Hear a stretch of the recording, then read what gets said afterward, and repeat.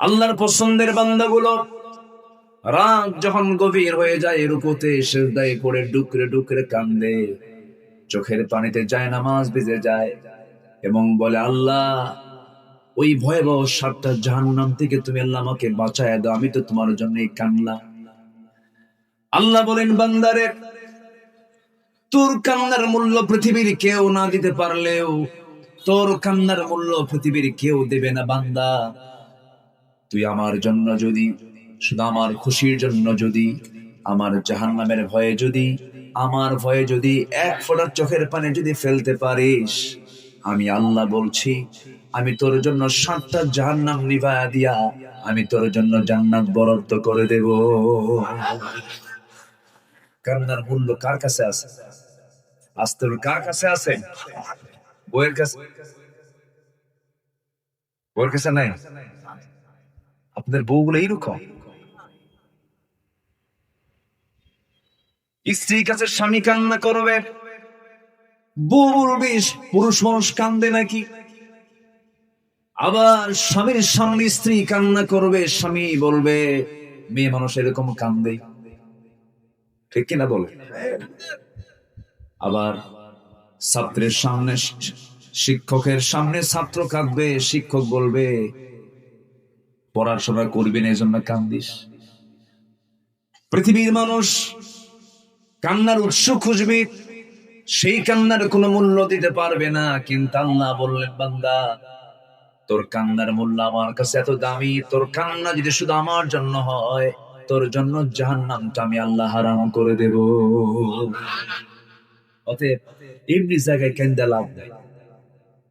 যা কাঁদবো আমরা কার কাছে? আসতে বলবেন না, কার কাছে কাঁদবো? কাঁদো বাঙালি, কাঁদো। কি কোন মাসে? কোন মাসে? আগস্ট। কাঁদো বাঙালি, কাঁদো।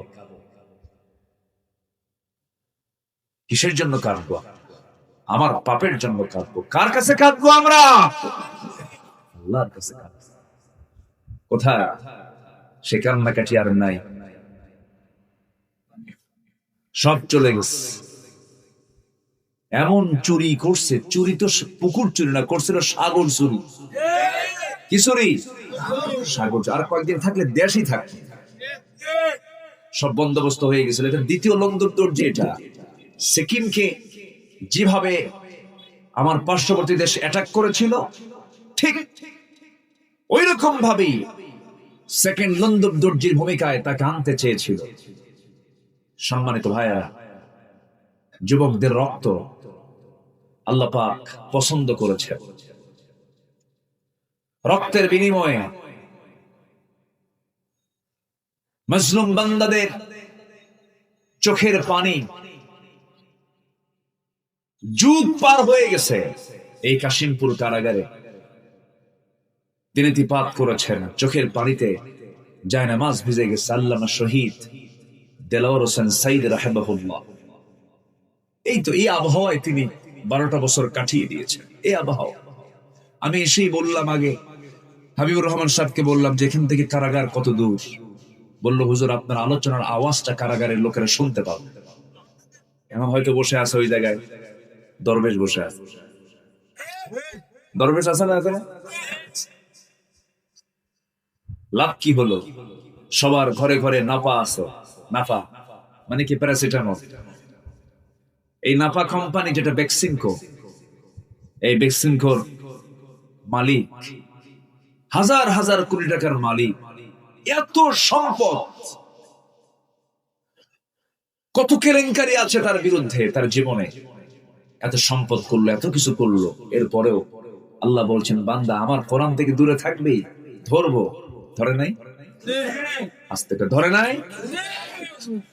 আল্লাহ রাব্বুল আলামিন বলেন, ومن أعرض عن ذكري فإن له معيشة ضنكا ونحشره يوم القيامة أعمى।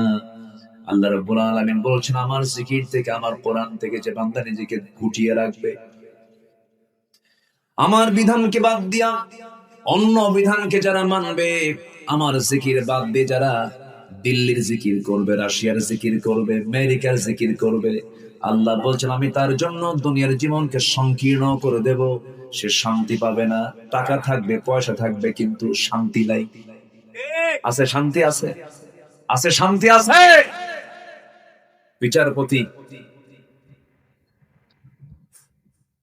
বিচারপতি রায় দিল। গতকালকে আমার প্রোগ্রাম ছিল ওই সিলেটে, বুঝলেন? এই জন্য মনে হচ্ছে সিলেটে মাহফিল ছিল আমার গতকাল, বিয়ানী বাজার, কানাইঘাটের পাশে ওই অঞ্চলে। যারা ওর 2 বিসি আউট করে দিছে, তারা আমার সাথে একটু দেখা করতে আসছে। হুজুর আমরা সাইজ করছি, একদম নিজের হাতে শক্তভাবে আদায় করে উঠছি। সম্মানিত ভাইরা, এত বড় বেয়াদব, এত বড় উচ্ছৃঙ্খল, এরা বিচারপতির চেয়ারে বসেছিল। এরা বিচারপতি না, এরা ছিল সন্ত্রাস। এরা কি ছিল? সন্ত্রাস ছিল, টেরর। এরা টেররিজমকে জাতির উপরে চাপিয়ে দিয়েছিল। আমাদেরকে বলেছিল আমরা নাকি সন্ত্রাসী, আমরা নাকি মানবতা বিরোধী অপরাধী, আমরা নাকি যুদ্ধাপরাধী, আমরা নাকি ধর্ষণকারী। এরকম করে আলেমদেরকে বিভিন্ন অভিযোগে অভিযুক্ত করার জন্য চেষ্টা করেছে। মৌলবাদ বলে গালে দিয়েছে। সেই মৌলবাদ আবার নতুন করে কেউ কেউ আবার এই শব্দ আনার চেষ্টা করছেন। এই শব্দ কিন্তু পশ্চিমাদের তৈরি করা, ইসলাম বিরোধী শক্তিদের তৈরি করা একটা নাম হচ্ছে মৌলবাদ। মৌলবাদ বলে যদি কোনো মুসলমান গালি দেয়, ও হচ্ছে ইহুদি খ্রিস্টানদের পা চাটা গোলাম। মৌলবাদ গালি মুসলমানকে কখনো দিতে পারেন। এই গালি এসছে মুসলমানদের মধ্য থেকে না ইহুদি খ্রিস্টানদের মধ্য থেকে? তারাই গালি দিয়েছে। সেই গালি মুসলমানকে কখনো দিতে, যদি কেউ দেয় ভাবতে হবে ওরা আরেকটা এজেন্ডা বাংলার জমিনে কায়েম করতে চায়। রাগ করছেন? রাগ করলেও কিছু করার নাই। রাগ করলে কি করব? আমাকে হক কথা বলতে হবে তো। আমরা চাঁদাবাজি দেখতে চাই না, আমরা ধর্ষণ দেখতে চাই না, আমরা ধর্ষণ মুক্ত, চাঁদাবাজ মুক্ত, নিরাপদ একটা জনপদ বাংলার জমিনকে আমরা দেখতে চাই। জোরে বলি ইনশাআল্লাহ। সম্মানিত ভাইরা, অনেক কথা আছে, আমাকে সময় দিচ্ছেন তো? আমি তো হতাশ হয়ে গিয়েছিলাম একটু। মানুষ তো একটু বিপদে পড়লে একটু ভয় পায়, একটু বিব্রত হয়ে যায়। বৃষ্টি আসছে, ভাবলাম যে কি হয়, মনে হয় কথা বলতে পারবো না। আল্লাহ একটু হলেও সুযোগ করে দিয়েছেন। নীল নবগণে আষাঢ় গগনে তিল ছায়ার নাহিরে, ওগো তোরা যাস নে ঘরের বাহিরে। আষাঢ় শ্রাবণে এই ঘন বৃষ্টির মাঝে আপনাদের এই সাহস করে আশাটা প্রমাণ করে আপনারা কোরআনকে আসলেই দিল থেকে ভালোবাসেন। বলি আলহামদুলিল্লাহ, জোরে বলি আলহামদুলিল্লাহ। সম্মানিত ভাইয়ের, সম্মানিত বন্ধুগণ, আমরা দোয়া করি আল্লামা সাইদি গত বছর আগের বছর 14 অগাস্টে তিনি শাহাদাত বরণ করেছেন। মেডিকেল কিলিং এর মধ্য দিয়ে পরিকল্পিত নাটক সাজিয়ে তাকে দুনিয়া থেকে বিদায় করা হয়েছে। আমরা তার জন্য দোয়া করি, আল্লাহ পাক তুমি তার কবরটাকে জান্নাতের নূর দিয়ে মুনাফফার করে দাও। জোরে বলি আল্লাহুম্মা আমিন। সম্মানিত ভাইয়া, আসুন কোরআনের দৃষ্টিতে ভ্রষ্টতার কারণগুলো কি কি, কারণগুলো কোনটা কারণ হতে পারে, আমরা একটা একটা করে একটু বের করার চেষ্টা করি। নাম্বার 1 হচ্ছে কুফর। নাম্বার 1 কি? কুফর। কুফর হচ্ছে ইমানের বিপরীত কাজ। ইমানের উল্টা যেটা, সেটাই হলো কুফর। ইমানদার আল্লাহকে মানে আর কাফির আল্লাহকে মানে না। ইমানদার আল্লাহর বিধানকে মানে আর কাফের আল্লাহর বিধানকে মানে না। এর মাঝে আবার কিছু ইমানদার আছে, তারা বলে আমার ইমান আছে কিন্তু আল্লাহর আইন মানি। এরকম আছে না নাই বলেন? তাহলে এদেরকে আপনি কি বলবেন? এদেরকে আপনি কি বলবেন বলেন? এই তো ফাইন, সবাই তো মুফতি হয়ে গেছেন, মাশাআল্লাহ। মুফতি হতে হবে তো, ফতোয়া জানতে হবে। ফতোয়া না জানলে বেকায়দা আছে। ফতোয়া না জানা পর্যন্ত আমি ইসলামকে সঠিকভাবে মানতে পারবো না। আমাদের সবাই জানতে হবে, জানা দরকার। নাম্বার 1 হচ্ছে কুফর। আল্লাহ রাব্বুল আলামিন বলেন ইন্নাল্লাযীনা কাফারু সাওয়াউন আলাইহিম আআনযারতাহুম আম লাম তুযিরহুম লা ইউমিনুন। জোরে বলুন আল্লাহু আকবার। সূরাতুল বাকারা আয়াত নাম্বার 6। আল্লাহ বলছেন যারা কুফরি করবে তাদের জন্য সবই সমান সমান। আপনি তাদেরকে ভয় দেখান বা না দেখান, তারা কখনো ঈমান আনবে না। এমন জাতীয় লোক বুঝে আমার দেশে নাই? আসতে বলবেন না, ছেড়া নাই। আমার নবীজি 23 বছর নবুয়তের জিন্দেগির দায়িত্ব পালন করেছেন। এর মধ্যে 13 বছর কেটেছে মক্কা, আর 10 বছর কেটেছে কোথায়? মদিনা। মোট কত বছর হলো? 23 বছর। বেঁচেছেন হলো 63 বছর 9 ঘন্টা। 63 বছর 9 ঘন্টা তার হায়াত ছিল। এই দুনিয়ার জিন্দেগিতে যখন আল্লাহ রাব্বুল আলামিন তাকে পাঠালেন, এই দুনিয়াতে তিনি আগমন যখন করলেন, জন্ম যখন তার হলো, কত বড় মহান মানুষ তিনি। এই জমিনে যখন তিনি আসেন, আল্লাহ তার উদ্দেশ্যে বলছেন, ওয়ামা আরসালনাকা ইল্লা রাহমাতাল লিল আলামিন। হে রাসূল, আমি হলাম রব্বুল আলামিন, আর আমি আপনাকে জগৎবাসীর জন্য রহমত করে পাঠিয়েছি। আপনি হচ্ছেন আলামিনের জন্য রহমত, এই জগতের জন্য আপনি রহমত। এই পৃথিবীতে যত পয়গম্বর পাঠিয়েছেন, সমস্ত পয়গম্বরদের মধ্যে শ্রেষ্ঠ পয়গম্বর কোন পয়গম্বর বলো? মুহাম্মদ সাল্লাল্লাহু আলাইহি ওয়াসাল্লাম। তো বৃষ্টি আসছে মনে হয় না? আচ্ছা, সমস্যা নাই তো।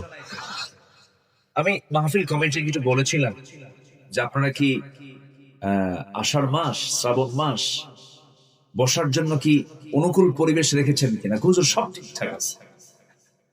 ঠিকঠাক কই থাকে? ঠিকঠাক নাই। একটু ত্রিপল করে দিতেন একটা এরিয়া পর্যন্ত, সুন্দর ত্রিপল করে দিলে তাহলে এই টেনশনটা থাকতো না।